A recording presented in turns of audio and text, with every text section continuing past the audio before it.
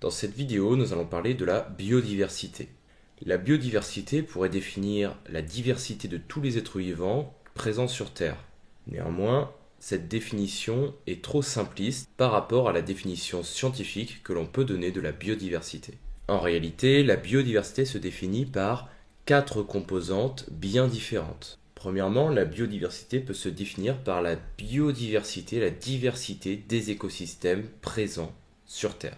En effet, on peut trouver différents types de milieux de vie, comme par exemple un désert, une barrière de corail, une forêt, une mare.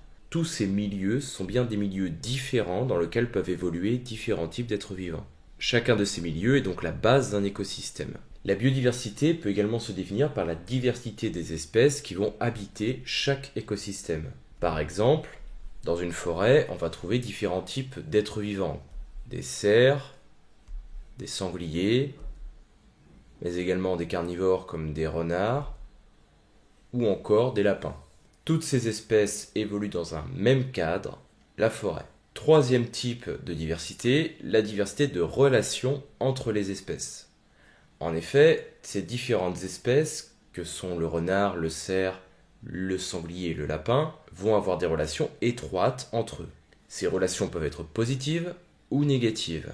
Premier type de relation négative, la prédation, comme par exemple lorsqu'un lion va se nourrir d'un zèbre. Ici on voit une lionne qui est en train d'attaquer un zèbre. On a bien un prédateur qui va tuer un autre animal pour s'en nourrir.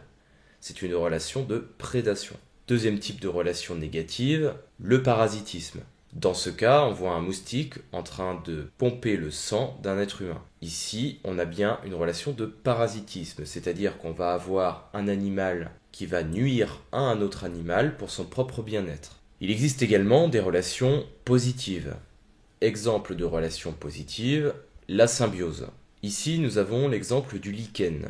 Le lichen est une structure qui est issue de l'association entre un champignon, la plupart du temps microscopique, et une algue verte et ou d'une cyanobactérie. Ainsi, ces trois organismes s'associent dans une relation symbiotique où chacun dépend de l'autre et où la vie n'est pas possible individuellement. Une relation de symbiose est donc bénéfique pour l'ensemble des organismes et indispensable.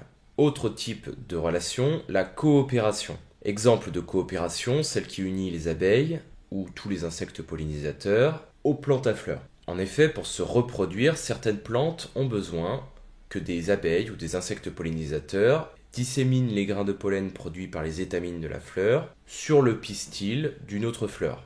Les insectes pollinisateurs comme les abeilles vont donc se charger de ces grains de pollen lorsqu'ils iront butiner la fleur pour extraire le nectar. Puis en butinant une deuxième fleur, elles vont déposer ces petits grains de pollen sur le pistil de celle-ci, ce qui va permettre la pollinisation.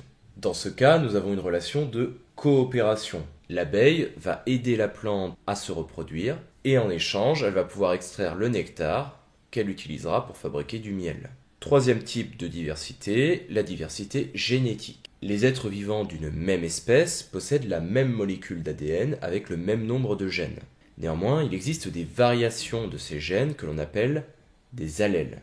On a déjà vu ces allèles dans des précédentes vidéos, comme celle sur la réplication, la mitose et la méiose. Ces allèles différents vont permettre de créer une diversité au sein des populations d'une même espèce. Ainsi, si on prend cette population de coccinelles, on peut voir que même si ces individus appartiennent à la même espèce, ils sont tous très différents les uns des autres, puisqu'ils possèdent des petites variations de leurs gènes, que l'on appelle des allèles. On retrouve ces mêmes variations chez l'espèce humaine, ce qui permet d'avoir des individus très différents les uns des autres. Ainsi, on a pu définir la biodiversité comme un ensemble complexe de 4 diversités différentes. La diversité des écosystèmes, dans chaque écosystème, la diversité des espèces qui y habitent, mais également des relations entre elles, et au sein de chaque espèce, une diversité génétique. Chaque individu est unique.